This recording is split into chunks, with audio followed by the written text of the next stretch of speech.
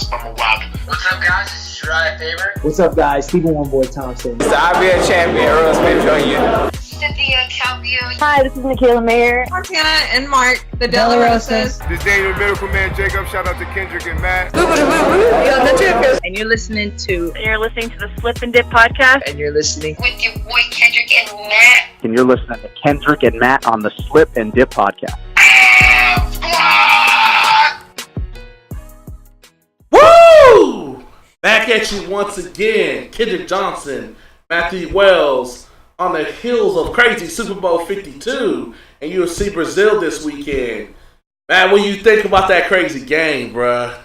I mean, I'm pretty frustrated because obviously the Eagles have a trophy now. So, like, as Cowboys fans, like, okay, you got one. Okay, you got one. But, you know, we still got a lot more. But, you know, listen, the Eagles fans, there's a couple of decent ones out there. You know, one, for example, Dave Schaller. I'm happy for you, Dave Schaller. I'm happy for you, my man. A couple other people I've worked with in the past, too, that are Eagles fans. I'm happy for you guys. But all these other Eagles fans that we see out there cussing out grandmas of the Vikings and stuff like that. We coming to the link. We coming to the link to see y'all get beat next year. Exactly. Coming to the link for a weekend trip. Exactly. Listen, they did the thing, man. Nick Foles balled out. Tom Brady balled out. It was a hell of a game. It was fun to watch.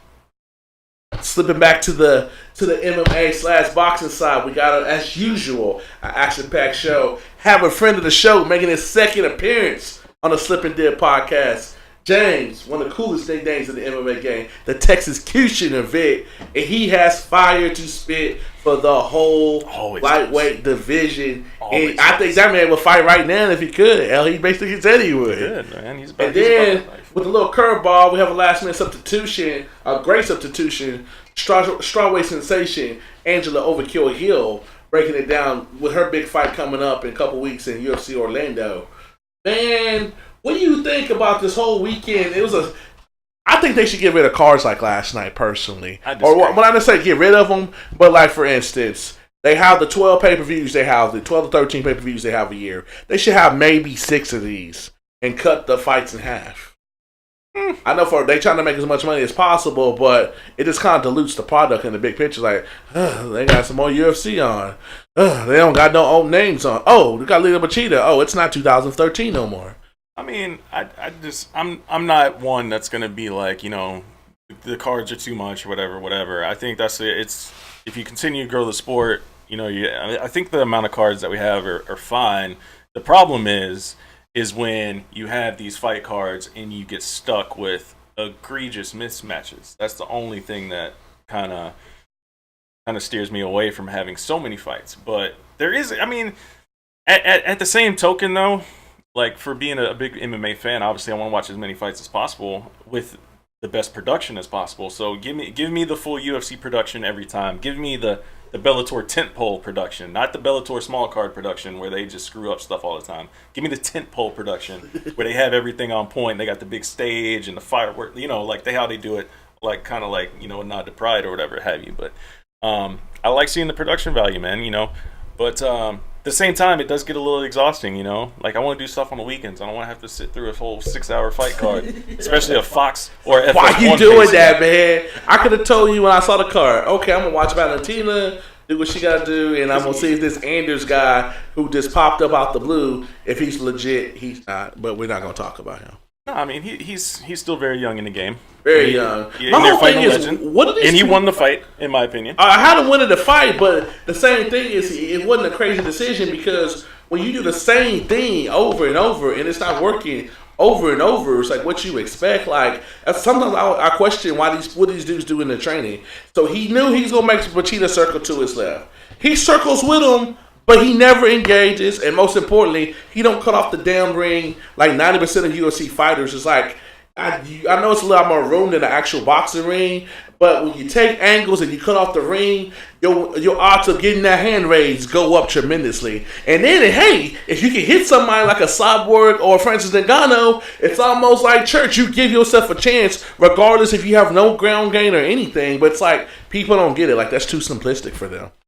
And, you know, like I said, he's young in the game. He did a lot of things really well. Again, like I said, I thought he won the fight. Eric Anders, I thought he did. At 3-2 at 48-47.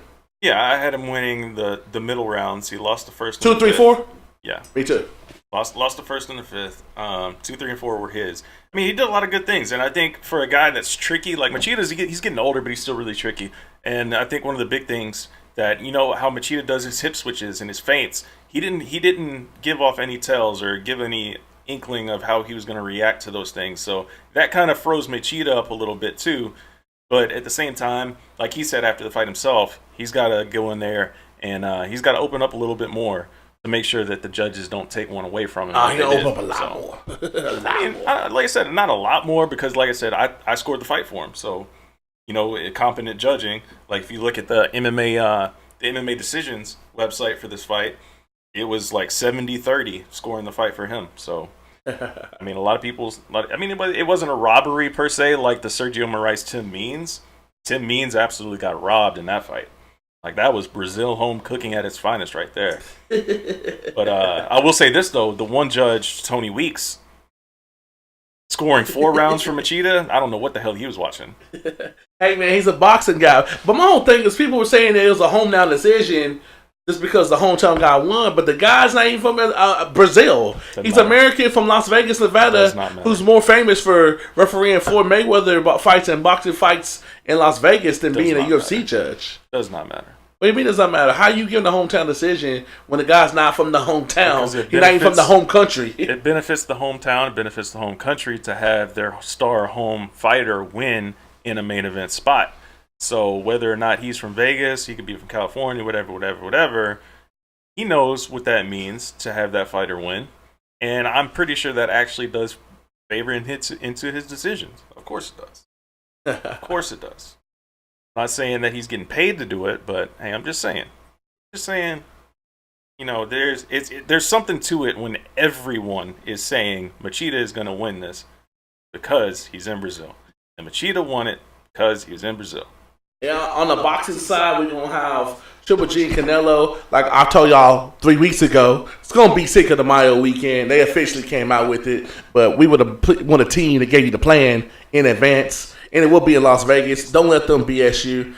Say they don't know where it's going to be at. That fight will be in Las Vegas, and yours truly will be there. And I'm working on getting Eric Gomez, Golden Boy, assistant to basically Oscar De La Hoya's basically right hand man to come on, even for 5 minutes, to give us some insight on what to expect with Triple G Canelo. I don't see how Triple G loses. I mean, Canelo loses his fight after the first fight that Triple G clearly won. It was a draw, and usually the younger guy only gets better. So I think it's going to be and new come Cinco de Mayo weekend.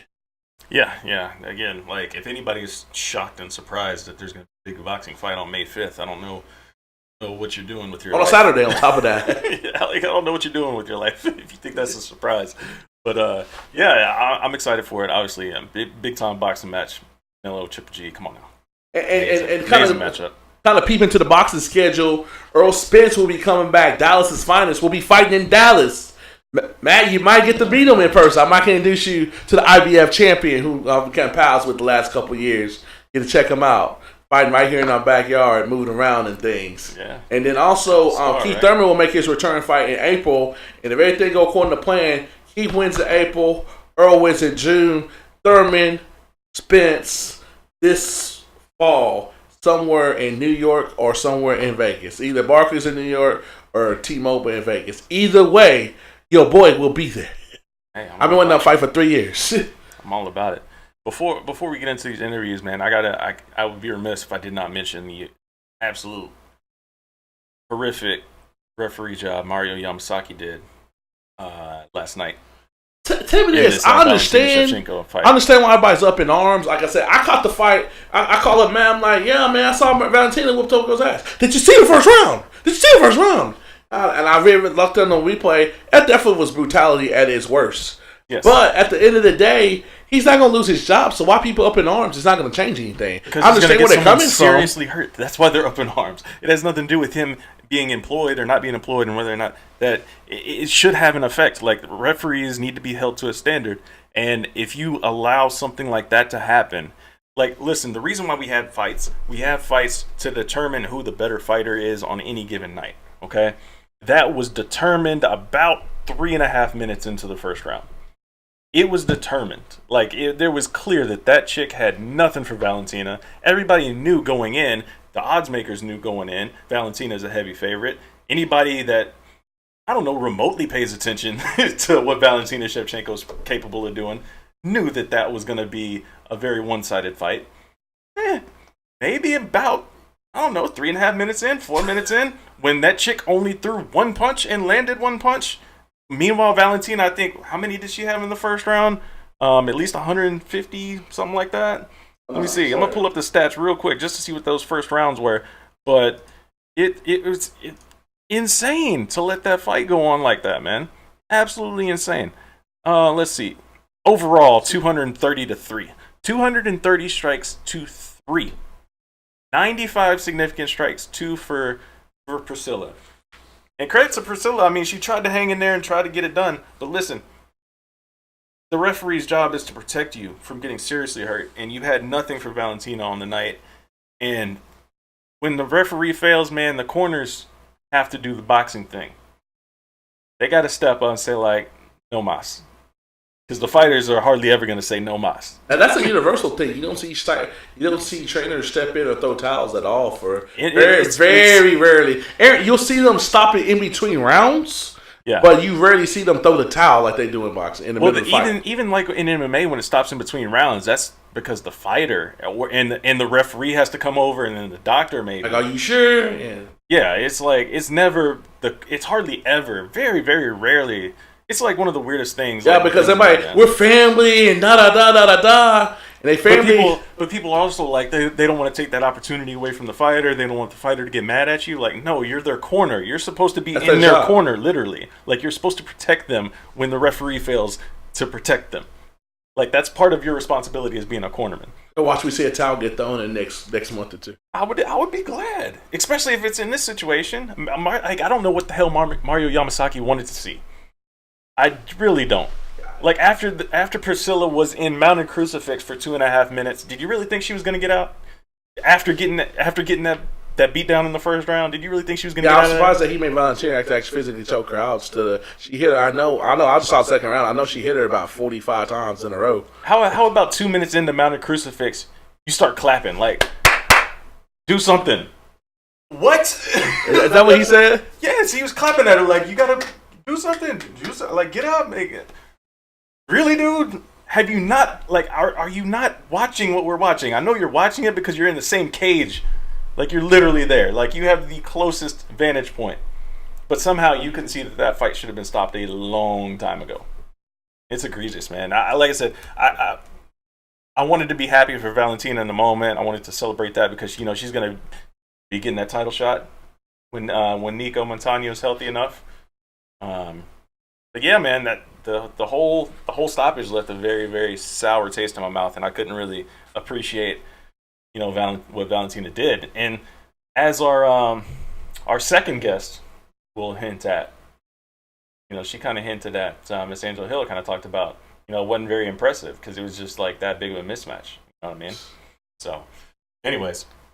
That's my little rant on that. I will let Mario Yamasaki make it, even though he's had a long track record of being terrible when it comes to decisions or, you know, deciding when to stop a fight. They've got to have some sort of checks and balances for that, man. And before we go to our interviews and stuff, please send us comments, good or bad. Check out our YouTube page. Got a lot of love this week. Courtesy of Derek Lewis and Kamaru Usman and our guy Judo Thunder. Yeah. And we're trying to bring you the guests. If you listen to the intro, that shit is real. That's not make-believe. Them people have been in the Slip and Dip podcast. Yeah, man, so please help us grow the show. Go back through the log. Yeah, it's cool to see, like, comments. Like, we got a few comments on the last episode of, you know, we're kind of introducing fighters to people that may not know the Judo Thunders of the world. People were leaving comments like, oh, Judo Thunder's funny. Like, yeah, he's a funny dude. He's got a great personality. So I'm glad that the listeners out there are actually connecting with some of these guys we're talking to, just like we find them interesting, you know? So that's why we want to get them on the show. We want to talk to them. I just hope that our audience continues to grow and they enjoy us and our guests that we bring on. For people that they may not be familiar with. So. Exactly, like we say, you ball, you get the call. These guys are balling, they getting the call, and they pick it up now. They pick it up now. Oh. They slowly but surely pick it up. Oh yeah. No I already saw it happen today. Somebody picked up. What do you expect? I wouldn't expect to call them, so they wouldn't expect me to call, but they picked up. They like, hey, I see y'all doing good things, so please help us keep turning this ship right and getting things straight and growing the show. Absolutely. So without further ado, again, if you guys are watching on YouTube, all the socials are on the screen there for you guys. But follow us on Twitter. Follow Kendrick at Kendrick Johnson, me at Mr. M. Wells Art, and the show at Slip and Dip Podcast on the Twitters. And of course, you can find us on Spreaker. You can find us on iTunes. You can find us on the YouTube. And you can find us on SoundCloud as well. So all of our places out there. We're going to get an Instagram started up here too. So follow us on the Instagram here too soon. I'll get that started up tonight.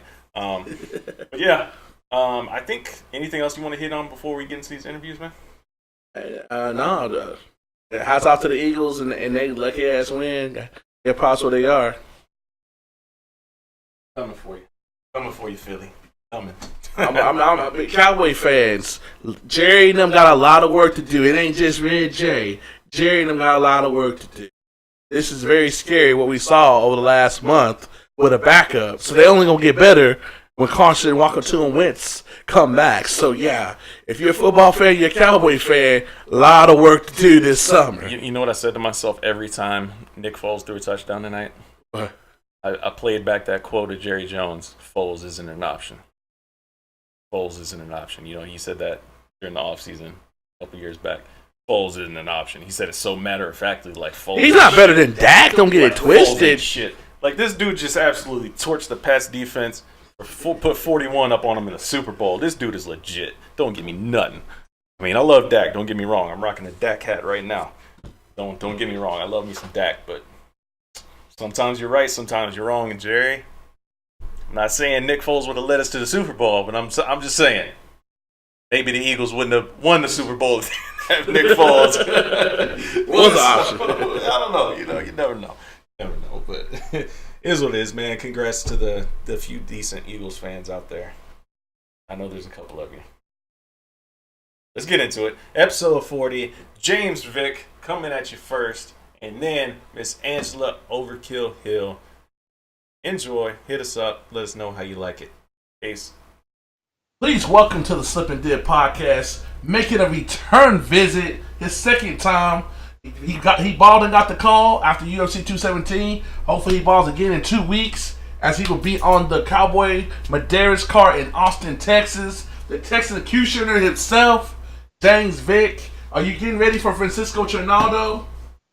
Yes, sir. I've been ready. So why do you train on the East Coast instead of here in Texas with all the gyms here? Is this a comfortability or just some like routine that you got to do to be the fighter that you are? Well, when I met my coach up here, Lloyd Irvin, when I was in the Ultimate Fighter, and we had a really good connection, and I've been coming up here ever since I was in the Ultimate Fighter, and this place has changed my career and my life, and I just love it up here, and the training's just so intense and so good and so focused.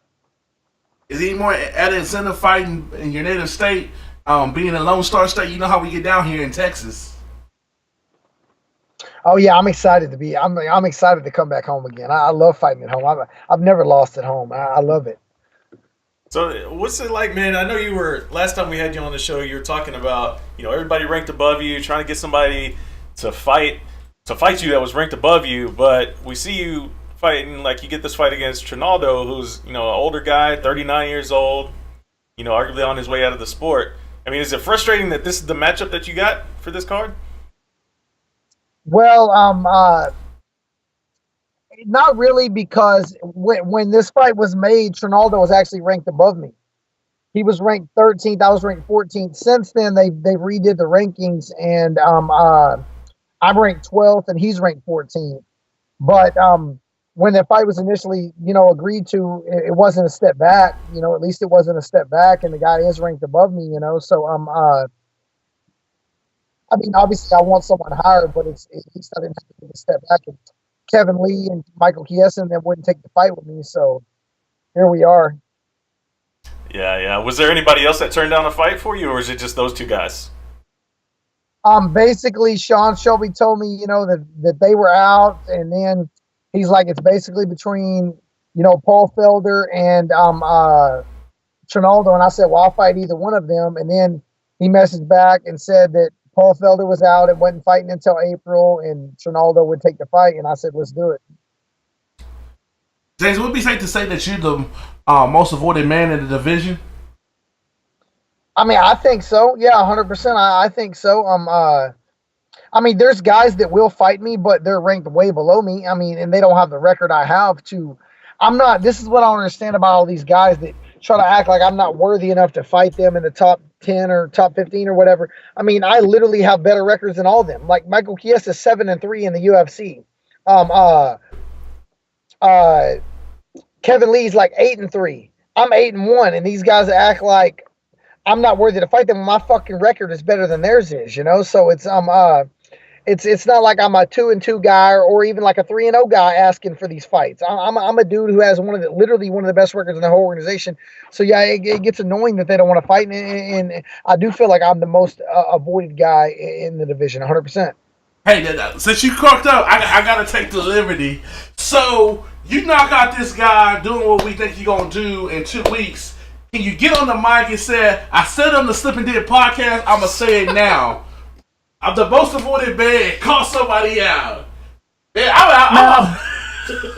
I've been calling these guys out, man. I've been calling them out. I mean, I don't know what else I have to do. I got on the mic last time and called out 6 of them, I honestly, at this point, I'm done calling these clowns out. You know what I'm going to get on the mic and say? I'm gonna say Kevin Lee and Michael Chiesa didn't want to fight me. They turned down fights with me. These dudes, they're losing their. Guess what? They're in my mind. I'm ranked number 12 now. I win this fight, I think they'll rank me probably number 10 or so. After that, these dudes are losing their opportunity to fight me. You know what I'm saying? I've been calling Michael Chiesa out for a rematch on the Ultimate Fighter from the Ultimate Fighter for 6 years, and this guy won't fight me.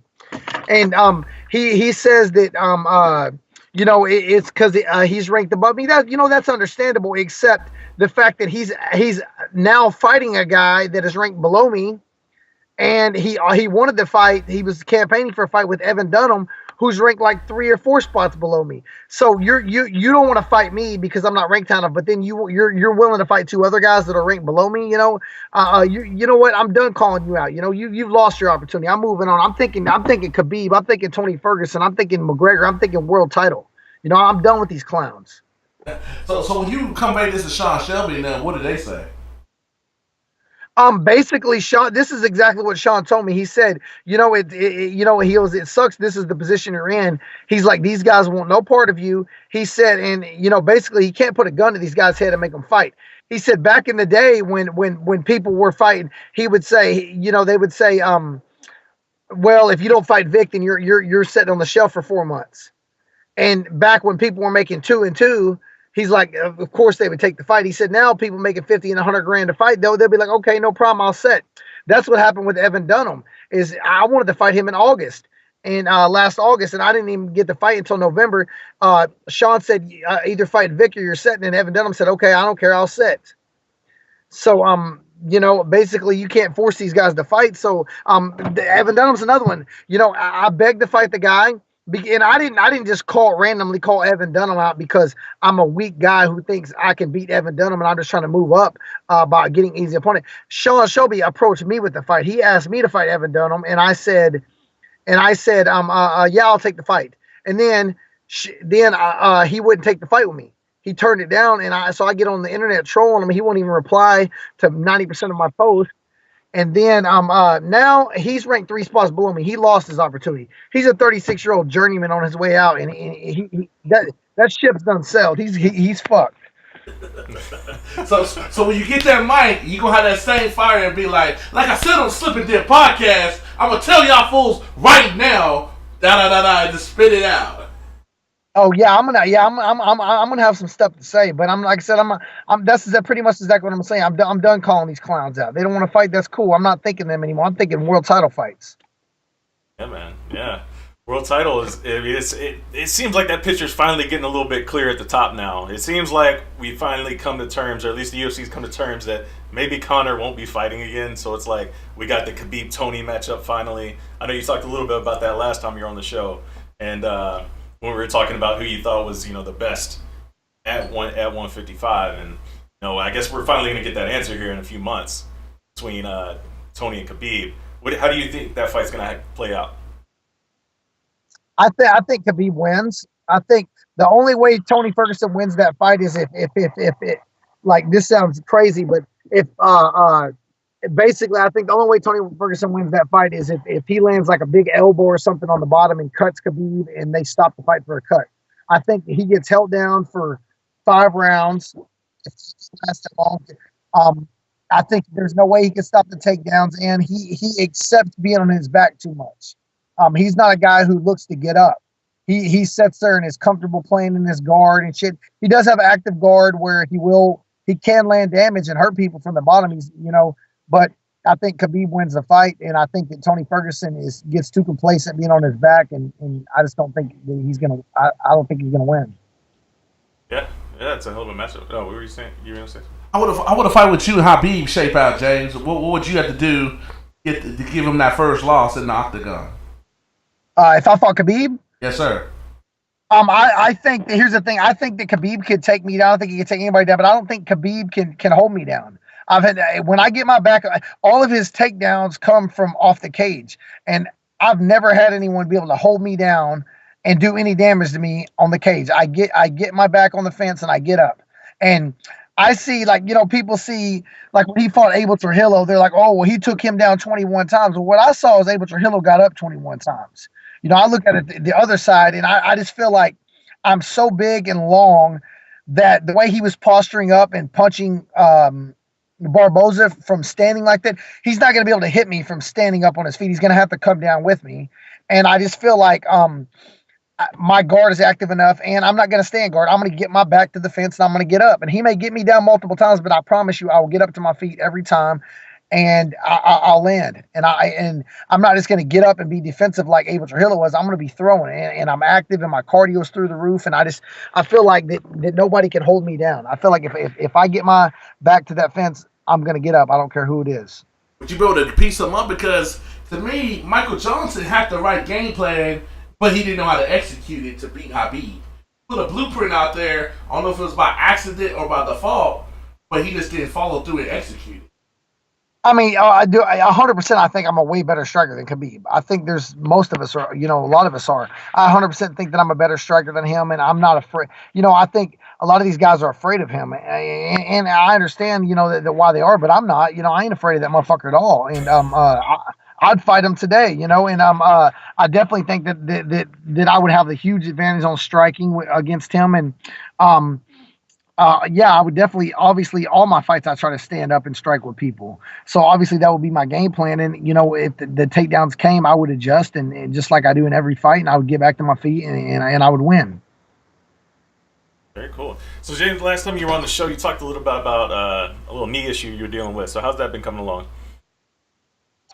Good, man. I just had to take a few weeks off when I got home. I just boxed for probably like 2-3 days a week for the first 3 or 4 weeks I was home. It was just really bad, like chronic tendonitis in my knees, and it flares up a little bit, but it's nothing, nothing major, and it's not a serious injury. It's just, a lot of inflammation in my knees and stuff, and it's all.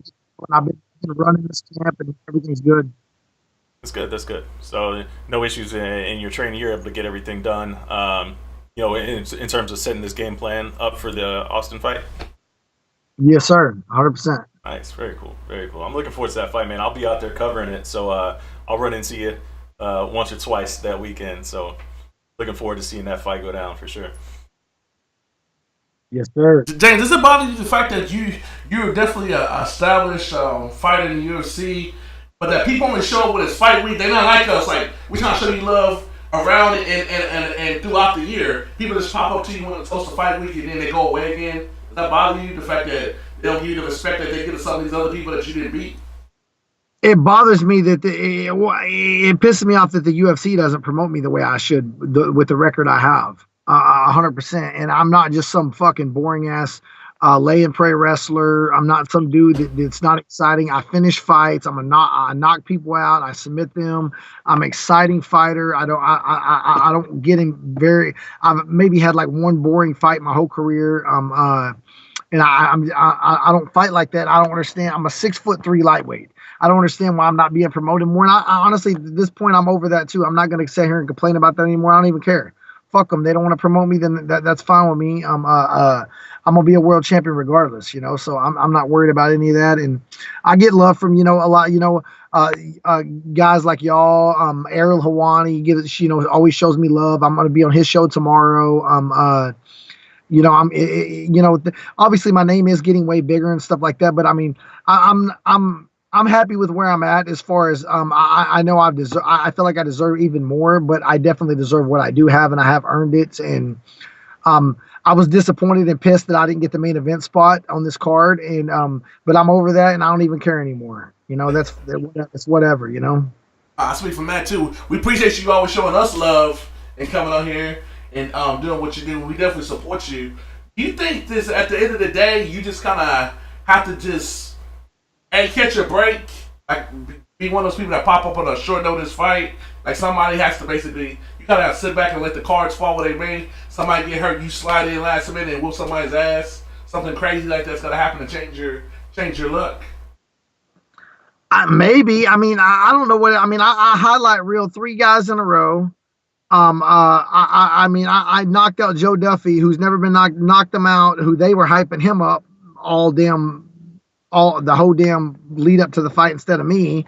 And I knocked this dude out in Madison Square Garden on the biggest card of the entire year. Yes, sir. I was there. Yes, sir. Entire year, and like I said, I'm done with it, man. I mean, that's cool. I'm gonna win this fight, and I'm only gonna have 2 fights left on my deal, and I'm gonna fight them out, and I'm gonna play my. There's no way I'm gonna renew before, and obviously my goal is not to leave the UFC. My goal is to be a UFC world champion. But I'm gonna make sure I'm gonna make sure I'm getting the money I'm worth, and unless if I renew before this contract is up, it's because they paid me very well. But if not, I'm gonna fight it out, and I'm gonna win the next 3 fights on this contract, and I'm gonna fight it out, and then I'm gonna negotiate for what I've earned. So I have a question for you, a little bit about kind of like the contract side of things, because I was having a discussion with one of my other colleagues, Jim Edwards, who's a journalist that covers the sport, and we're basically trying to figure out, considering what happened with John Dodson this past weekend, he showed up in Brazil, cut weight, made weight, got on the scale, did everything he was supposed to do right. However, his opponent couldn't show up, or didn't make weight, or and basically he refused to fight, another short notice replacement, whatever the case may be. But John Dodson did everything he was supposed to do, and the promotion decided not to pay him. So my question is, maybe you can give me some insight on how the actual contracts are written up.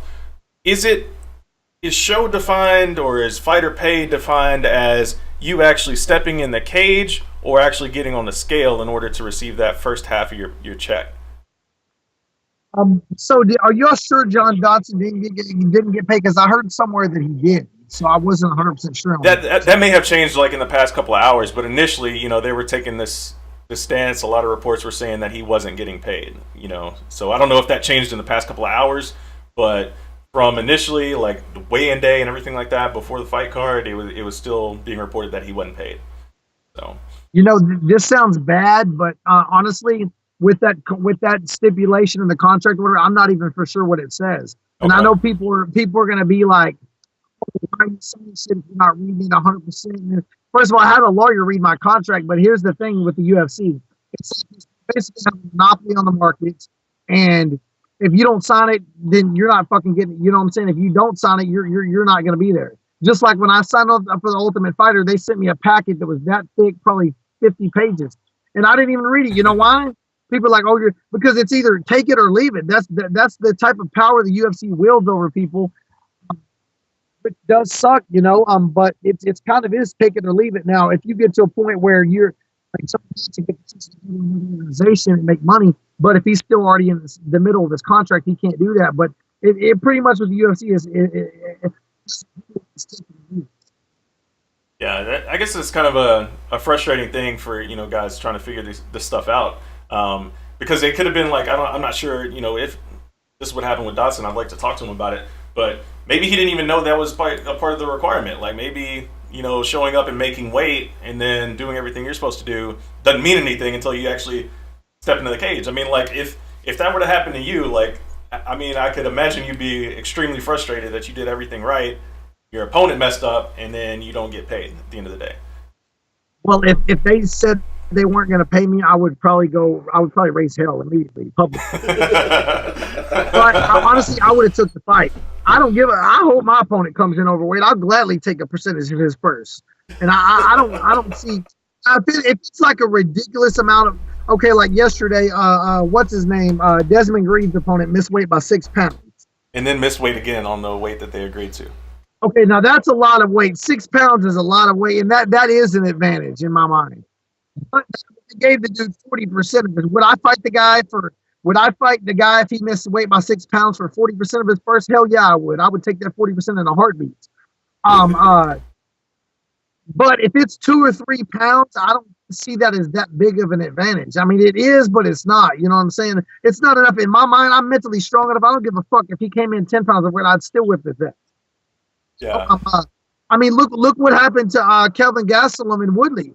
Gastelum missed weight by 10 pounds, and Woodley took the fight and still won a decision and won the fight. I mean, that is something that could potentially be a disadvantage to you. But mentally weak people think like that. A mentally strong motherfucker's like, fuck it, I'll take his money and whip his ass in.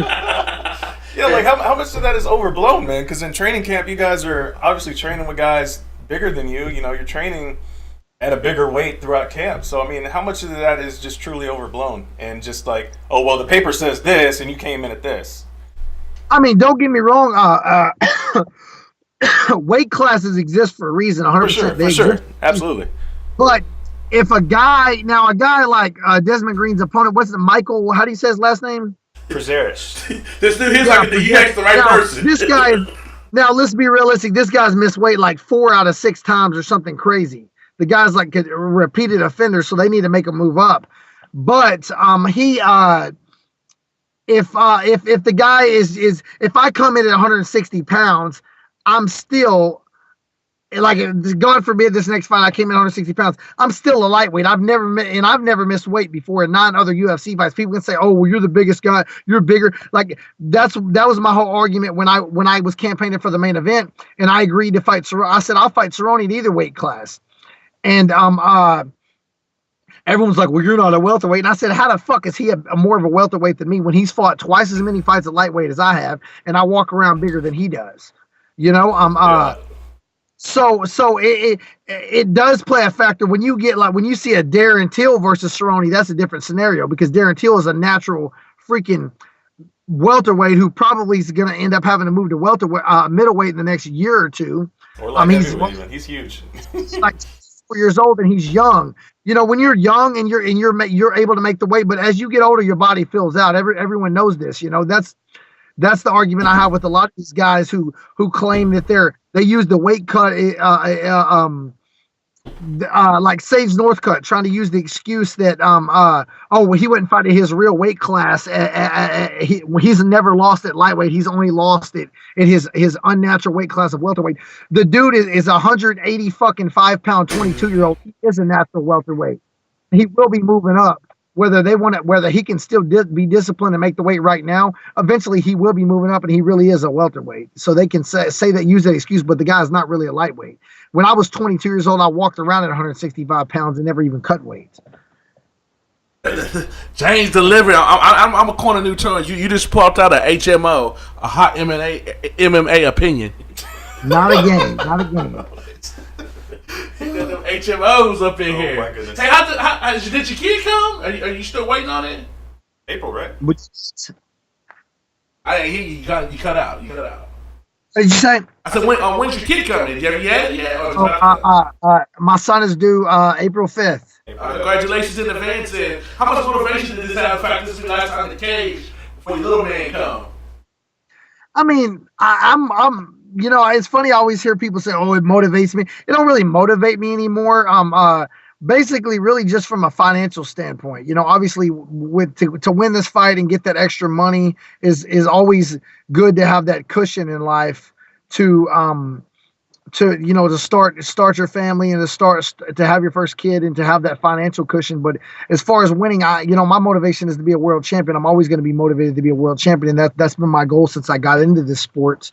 But yeah, it does, it does motivate you a little bit to know that, you win, you get double the money, and that makes your life way easier for you and everyone.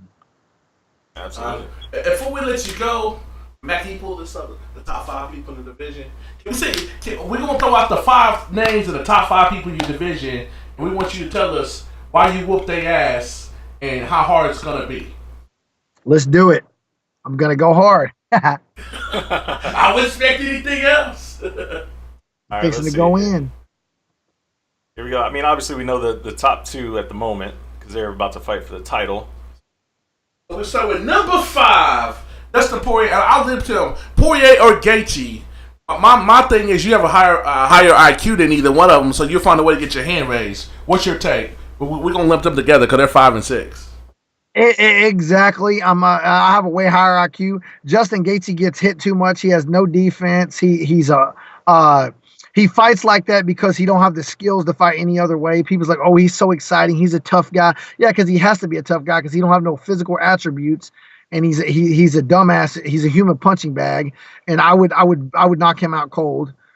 I'd freaking highlight reel him, probably flying knee him or uppercut him, because he ducks his head and just starts swinging and just leaves everything up the middle available to be catched. Poirier is a good fighter. He's well rounded. I think I could catch him and potentially knock him out, but I definitely feel like I could beat him in a decision. And I feel like none of these guys would be able to outpoint me in a fight. Edson Barbosa.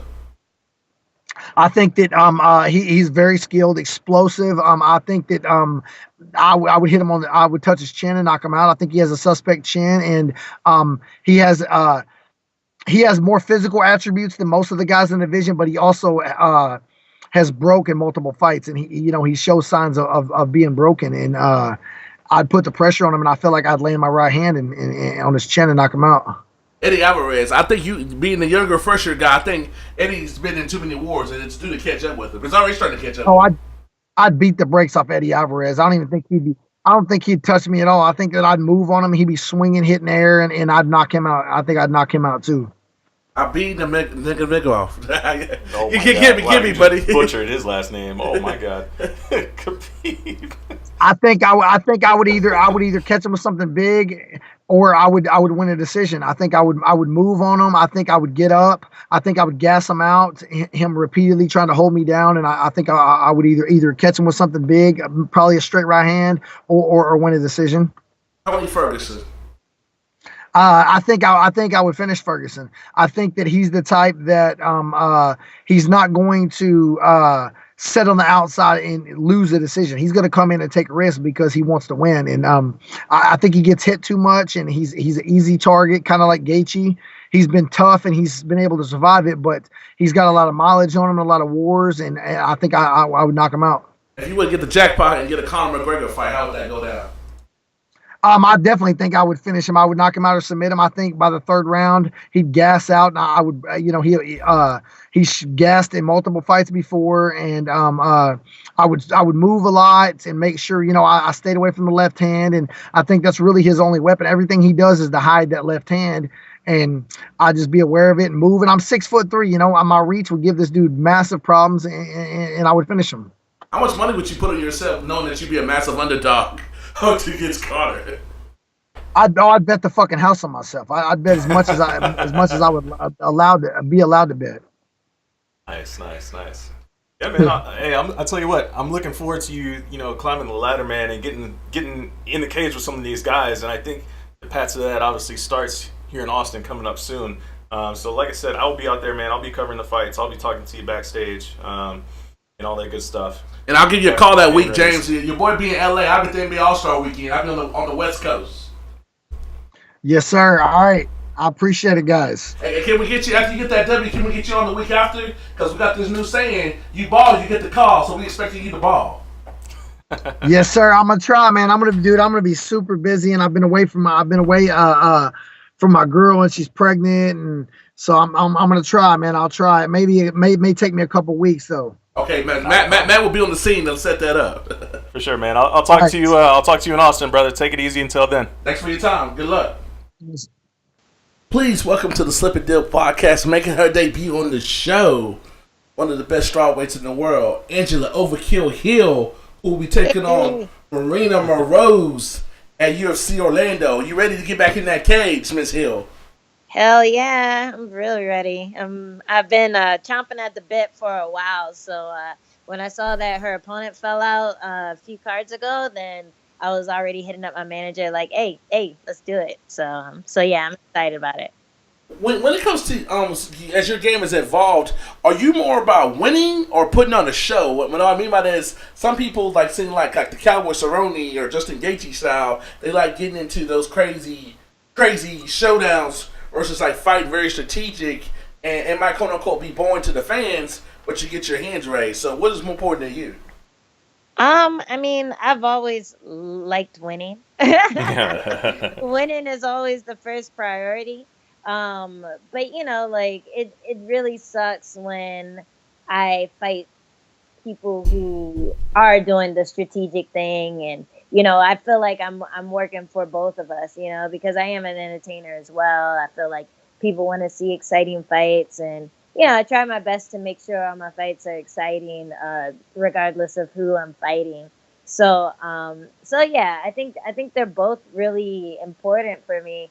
I'm not gonna say that I'd rather put on a show than win, because that's stupid, you know. Like I'd rather get paid twice as much money than I'd get to lose and have a bunch of fans, you know. But I don't think just because of my style of fighting that I'd ever be the type to just like hold on to someone, push them up against the fence for 5 minutes, or like take them down and just like, you know, hang on top of them for 5 minutes. Like I've never been that type of fighter. Like if I'm in there to fight you, I'm trying to hurt you and, you know, trying to like cut you open and stuff. So yeah, I think my style of fighting makes it exciting, even though, you know, winning comes first. How frustrating was it to lose that fight to Nina? That could have basically went either way, even though it was a unanimous decision. It was really frustrating because like I with the Nina fight, you know, I went in there with a lot of confidence. I always do, but this was the first fight that I was I guess an overdog. What do you call it? A favorite? An overdog. So this is the first fight in a long time that I've been the favorite. Like even in Invicta, like every fight I was the underdog until I won the belt. So yeah, it was really tough for me taking that loss, because it was a loss that no one expected me to get. And you know, it was super close. I thought I had the first and second round.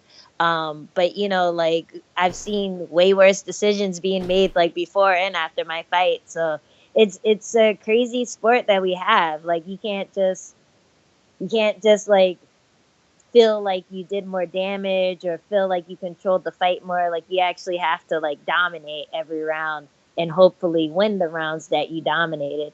So yeah, it was really frustrating. It was my first, you know, on my official record, it's the first time I've lost to someone who isn't like ranked in the top 10. And even though rankings don't mean that much, that's always been like one of my like kind of go-to stats. Like, yeah, she has a few losses on her record, but they're all against, you know, top 1 through 5. So it's all good.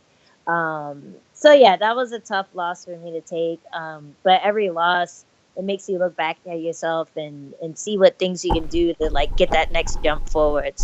So yeah, I used the frustration to just kind of like push myself into being an even better striker than I was before.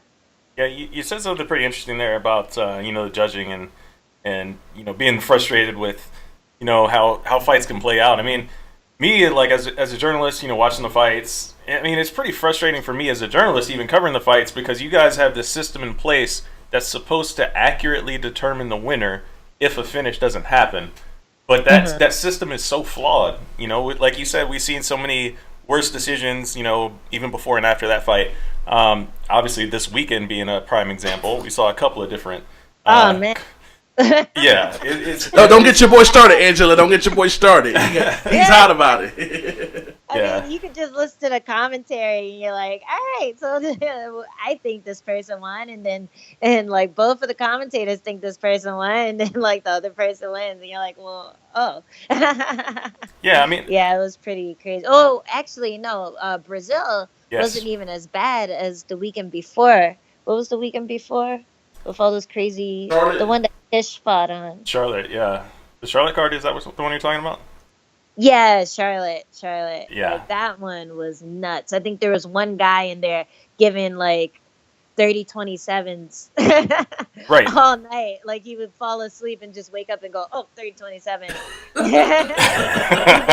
these like random split decision like wins for people who like, yeah, really shouldn't have won the fight. Yeah, it was crazy. Yeah. It was crazy. I mean, like, I don't know. Like, do you think that do you have any, I guess, ideas of how, you know, judging should change in order to, I guess, be more accurate? Or do you think we need more former fighters in there scoring fights? Or, I mean, what kind of thoughts have you put into that? I think that there should be some kind of forum or video or something that comes out at the beginning of each year that explains to like the judges, the fighters, everyone what they're looking for and how they score each round. Because I think that would change the way that people fight, but it would also change the way change how judges are held accountable for their decisions. Because right now it's all arbitrary. Like you can.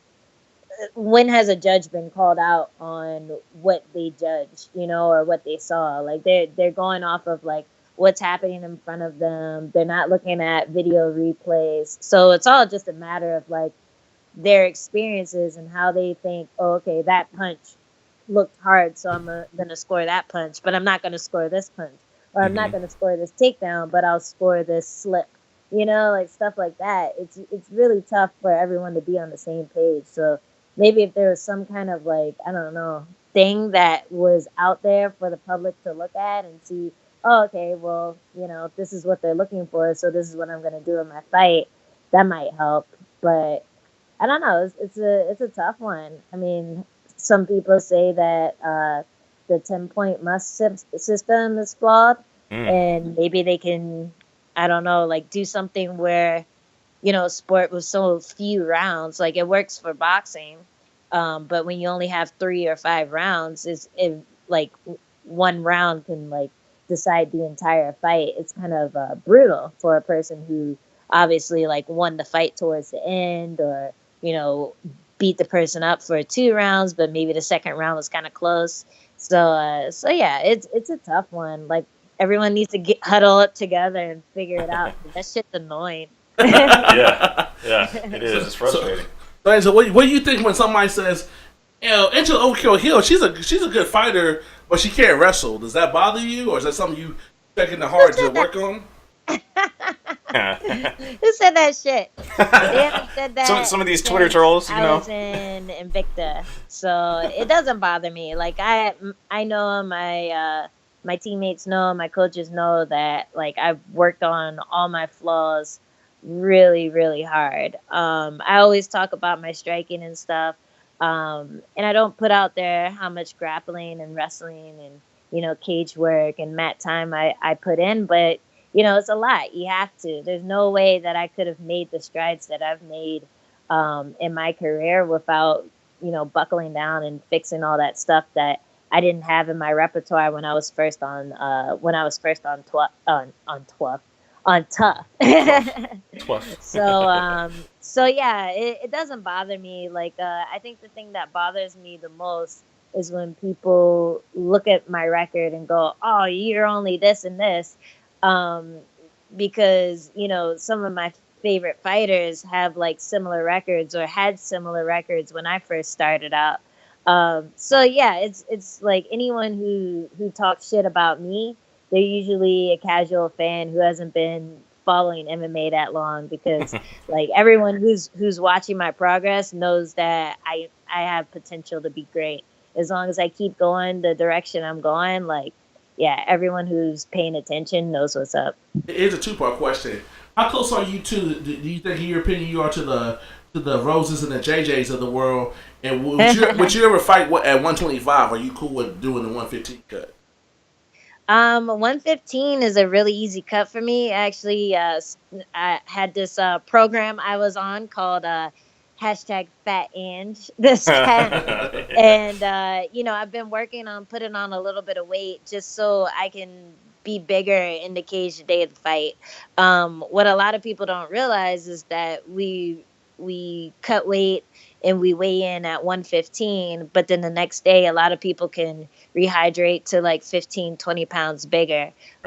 Me, I only gain about like 4 or 5 pounds the next day. So I don't think about it that much because I'm usually sparring with people bigger than me or in the gym and stuff. But when I see the pictures of like at least like my last 3 fights, I'm just like, damn, I look fucking small in there. And and a lot of MMA, a lot of it's skill, but a lot of it's also physics. If a big thing comes at a small thing, the small thing's gonna fall over. So I felt like in my last fight that might have been something that the judges saw that like pushed him towards scoring rounds for Ansarov instead of me. And, it pissed me off. So I'm trying to put on a little weight, not a ton, but just enough to make, a slight difference in like, how much, I can block and how much I can like, push someone over and that type of thing. And I mean, I have to work at being over 125. So I would never fight there because those girls are huge. And what do you think you stack up with the JJs and the Roses of the world? People you trying to chase to get that title shot? I mean, I think I stack up, but after my last fight, I probably won't get that opportunity for a few more fights. So yeah, I think that was another frustrating part of it. I could feel the momentum starting after my Andrade fight, which I lost, but like impressed a lot of people. The freaking war! I won the Yoder fight. That fight was so crazy. Thanks. Yeah, I was actually at that fight. Yeah, only with me winning. Right. But yeah, and then I won the Yoder fight, and then like going into the Ansarov fight, I could feel that momentum going. Like, okay, people are behind me. I'm gaining fans. Like, this is great. So I definitely feel like that tripped me up a bit, but I was able to get in 3 fights last year. I'm hoping, I got this short notice fight, so I'm hoping to get at least 3 fights this year too. Shooting for 4. So you never know. Like this time next year, I could be fighting for the title. I got high hopes. I got lots of ambition and optimism. So yeah, see where that goes.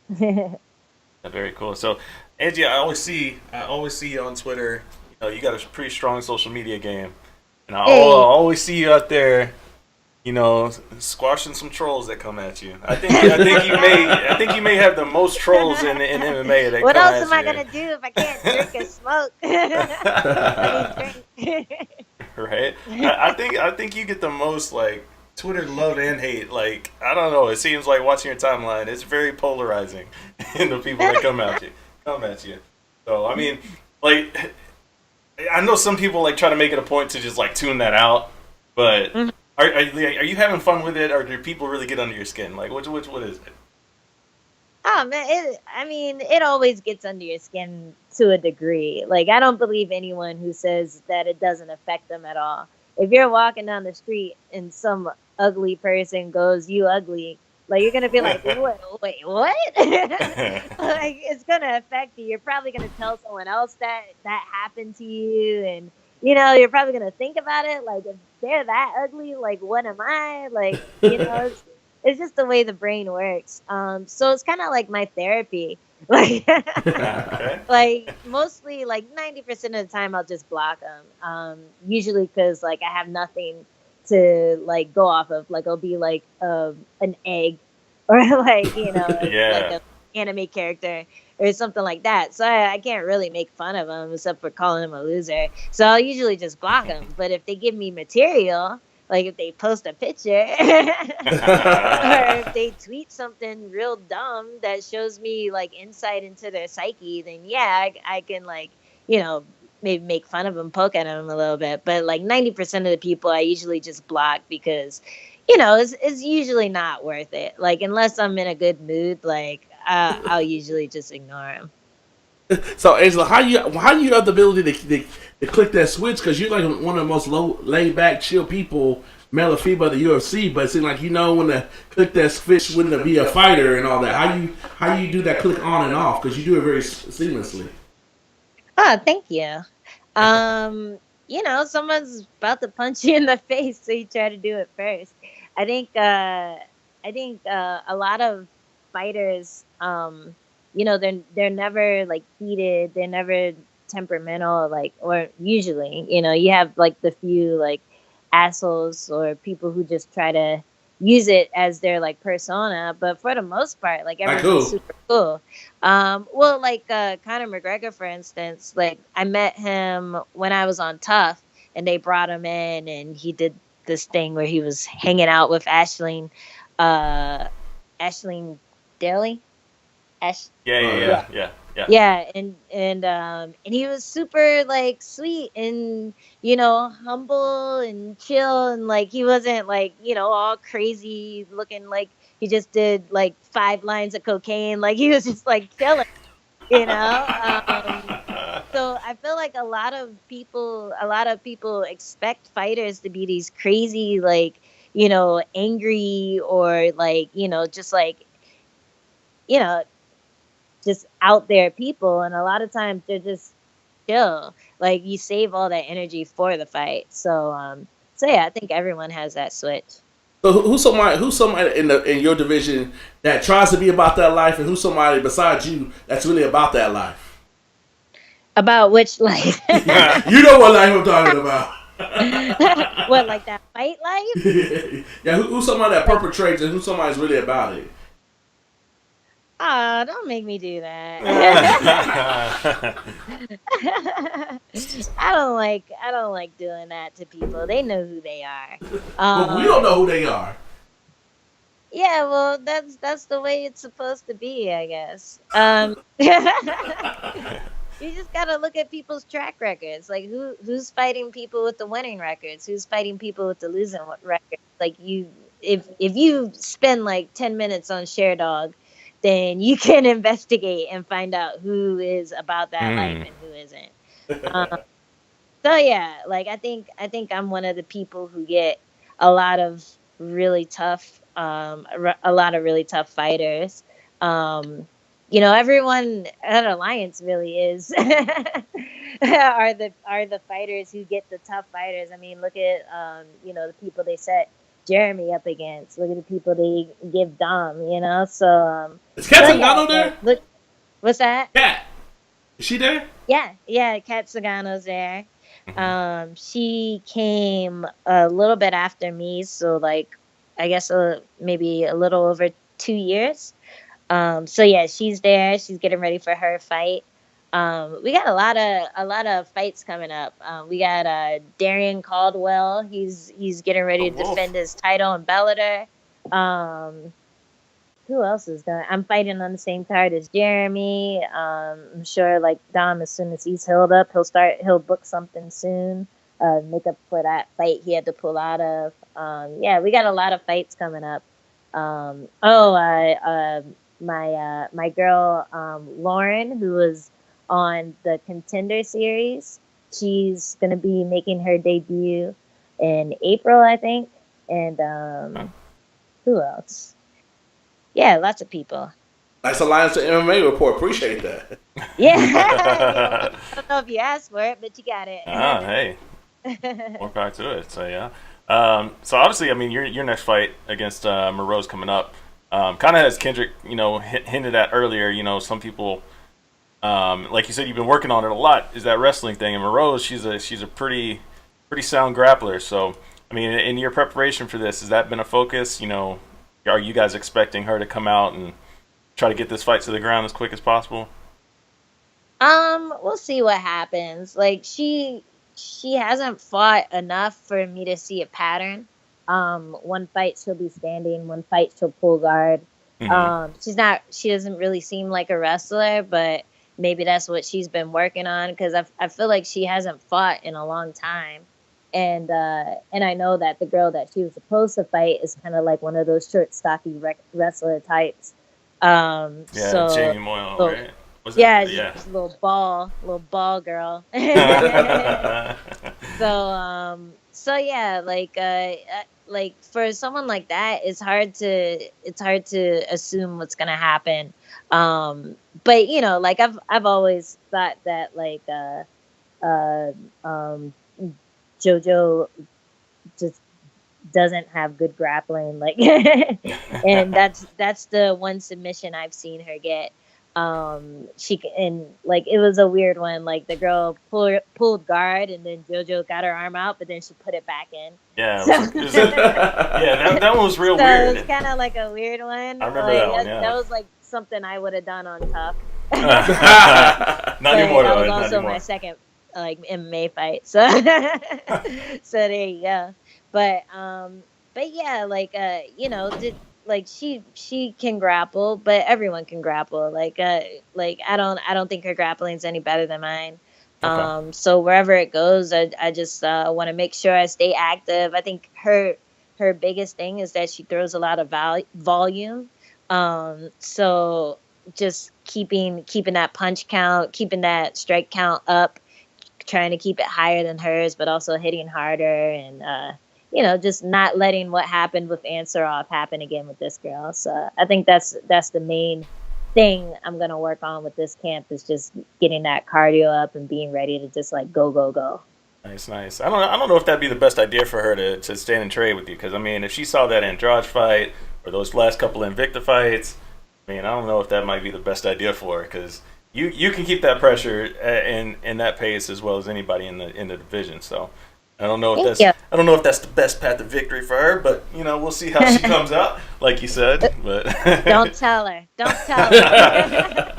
Yeah, Marina, if you're listening, it's too late. if she's listening, turn off the podcast like 5 minutes ago. Sorry. But yeah, no, it's I'm excited for this fight for you. I mean, I think it's a good spot because with that 125 division. I think we're going to see a little bit of, maybe some girls trying to move up. It's kind of like a weird spot. I mean, where, for you and other strawweights trying to push through, I think it's kind of also a good thing that Rose took the title off Joanna. Because it creates a whole new list of opportunities, at the very top, depending on how the rematch goes, obviously. So yeah, for sure. I was definitely excited when that happened. Just because, it shakes everything up. Like, people will say over and over again how Joanna is so much higher than everyone else.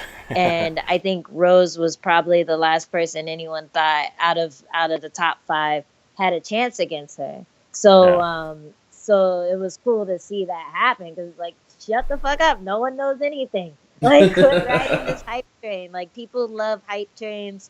And as soon as someone looks like something, like, for example, the Shevchenko fight happened yesterday. Wow. Like, everyone's like, oh, she's terrifying. I'm sure this Nico girl is shaking in her boots. But it's like, this is the least impressive performance she's had. Like, the impressive ones was when she, beat Holly Holm and when she beat Pena, like those were impressive wins. And now she's like fighting at a lower weight class, so she's going to be even bigger.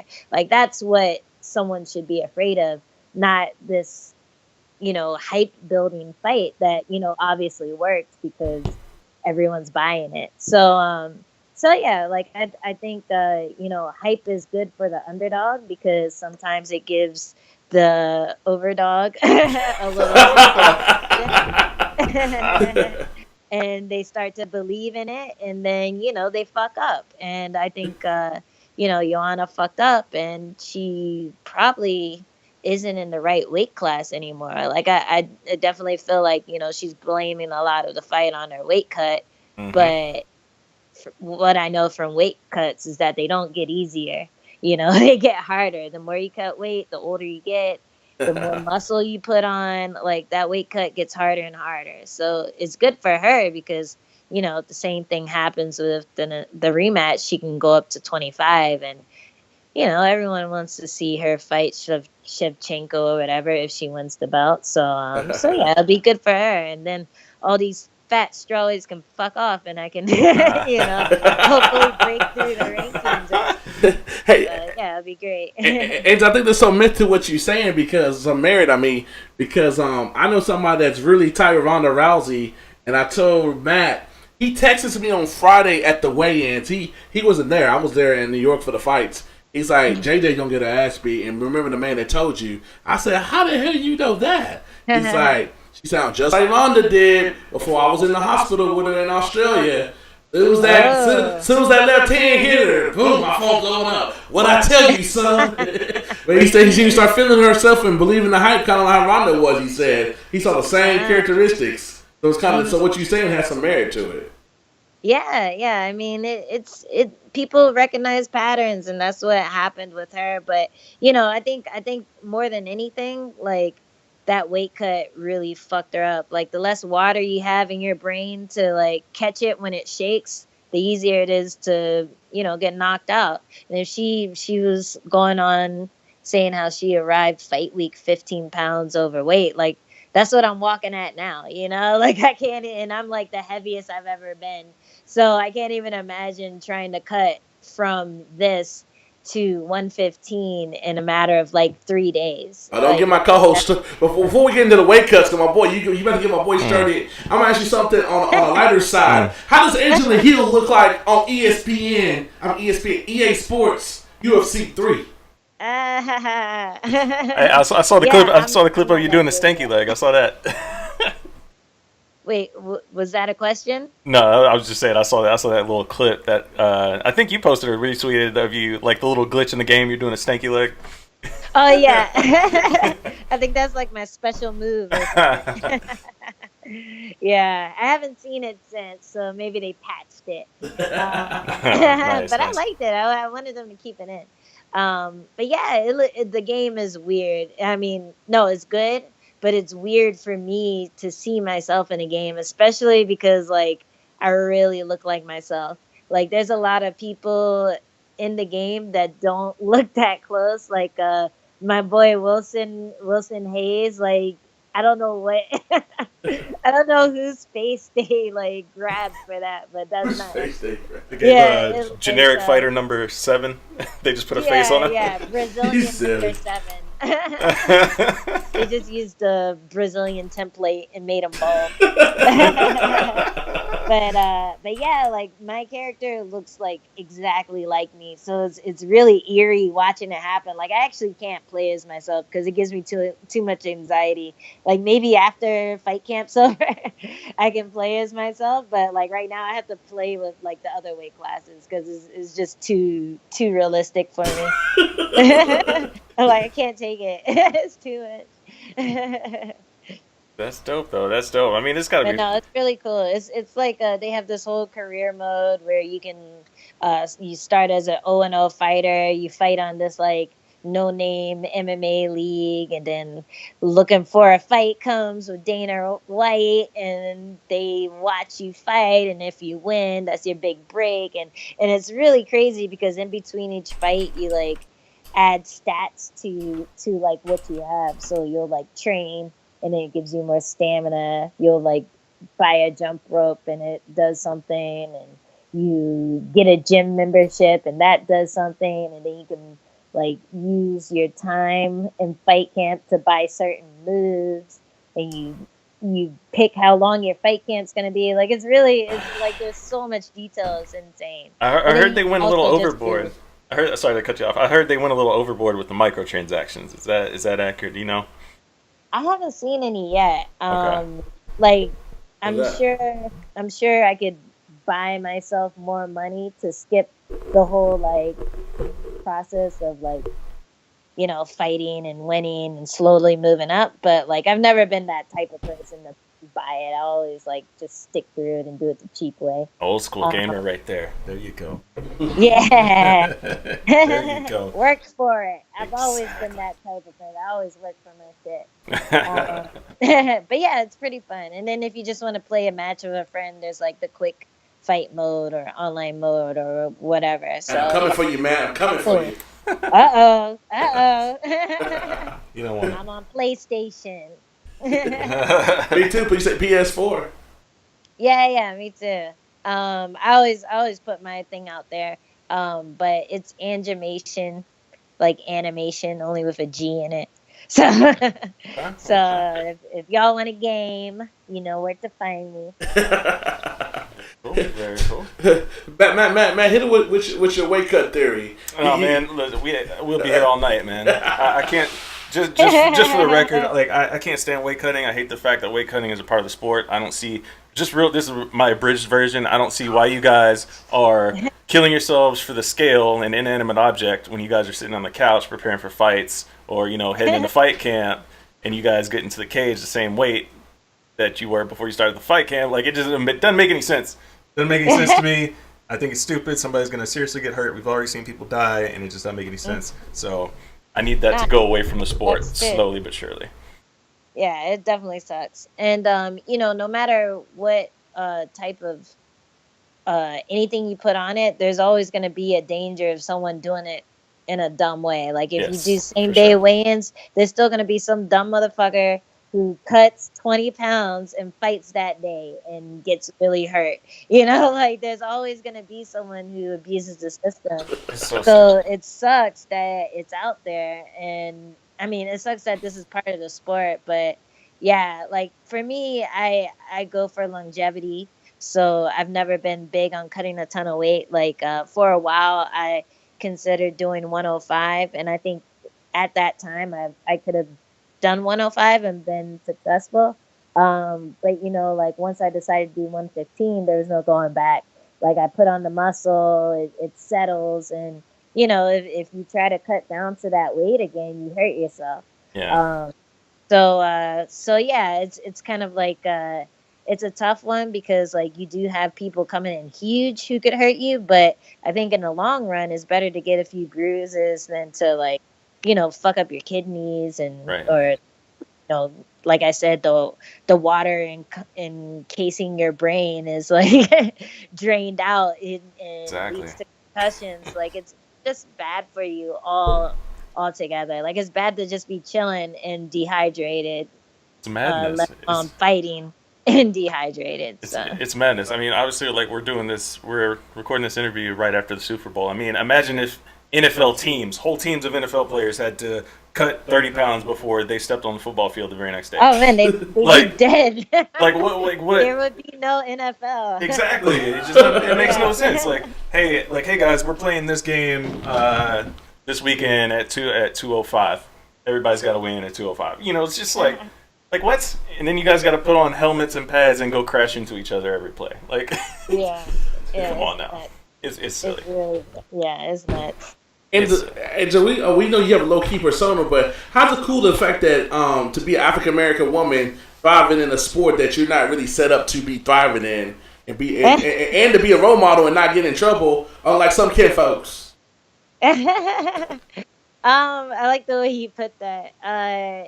It's cool. It's kind of scary sometimes because when I want to say something from the heart, I don't always know how to say it without offending people. So it really took some getting used to. Like I think I've gotten all right at it in the last 3 years. Like I've gotten in trouble a few times on Twitter and had to delete stuff and been educated to the fact that okay, this is not cool to write. So does UFC tell you to delete it or? Actually, there was one time, and this is totally unrelated to like race or whatever, but there was one time where they had Carla Esparza standing next to John Jones, and she had just won the belt, and Carla had like a tube top on, and John Jones was standing there shirtless.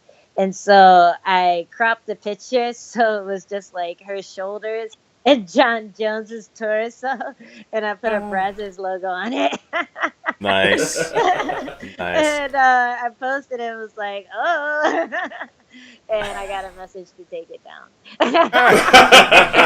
Immediately. That's the only time but they didn't tell me. They suggested. And at that point, I had just gotten into the UFC, so I was like, "Oh God," I took it down. But I totally would have posted that, if I did it today. Yeah, you don't want to get cut over. You don't want to get cut over a meme. Yeah, exactly. It wasn't worth it. That's cool. But yeah, no, I don't like to polarize people and make them feel a certain way. And a lot of times fans can be pretty like, they can assume a lot when you're speaking to them in text form, and it's not really easy to like, put forward complicated ideas. And a lot of times, like saying something as simple as, "Oh, hey, I'm the first African American female fighter in the UFC," which is something I didn't know until a reporter told me during the whole tough news stuff. Were you there for that? I think you were there for that. That was me that asked you the question. Yeah, was it you? Remember, because it was straight chaos. 'Cause remember, y'all were in there, and that's when Ronda was on top of her game, and she was fighting Alexis Davis. It was like a zoo in there. Oh man, I thought it was Mark Raimondi that asked me. Maybe he asked me too. But He got you sophisticated. I was like, "How's it feel to be first kid folk in the UFC?" You know what's up? Yeah. I was like, "Oh yeah, well I already got the news, so let me tell you." Yeah, I didn't know until that day. Like I was surprised. I was like, "Are you sure?" And I was like checking him on it. I was like, "What about this person? What about that person?" He's like, "No, she's from this place. She's from that place." So I was like, "Oh shit, cool." Like it. I didn't realize, but once it became knowledge to me, I was totally gonna rep it. Like, "Hey guys, guess what?" And sometimes simply saying something like that can offend people. So I'm not gonna stop saying it. Like, like I'm proud of my accomplishment. Like it's not necessarily easy to uh, to get that far in martial arts. For anyone. So I'm pretty proud of myself when it comes to that. But yeah, it's like you gotta walk a tightrope. Like I definitely don't want I don't want to polarize people. I don't want people to feel bad about not being black. But it is cool for people who look like me to be able to look at me and say, "Okay, I have this goal, and if she could do it, so can I." So it's a yeah, it's definitely a learning experience because I never knew that people could be sensitive about that type of thing until I became a minor celebrity and started getting recognized online and stuff like that, or on the street and stuff like that. So yeah, like I never knew that Black Pride could offend people until I got signed to the UFC. But you just gotta give it to them a bit of honey, gotta hit him with the real like, sometimes. Hey, but I'm cool, like it's okay, like. And last question for me before we get you out of here. We appreciate you joining the Slip and Dip. Give it to us raw and uncut. When you get this win, when you come back on, we got a new segment we started. We just started last week.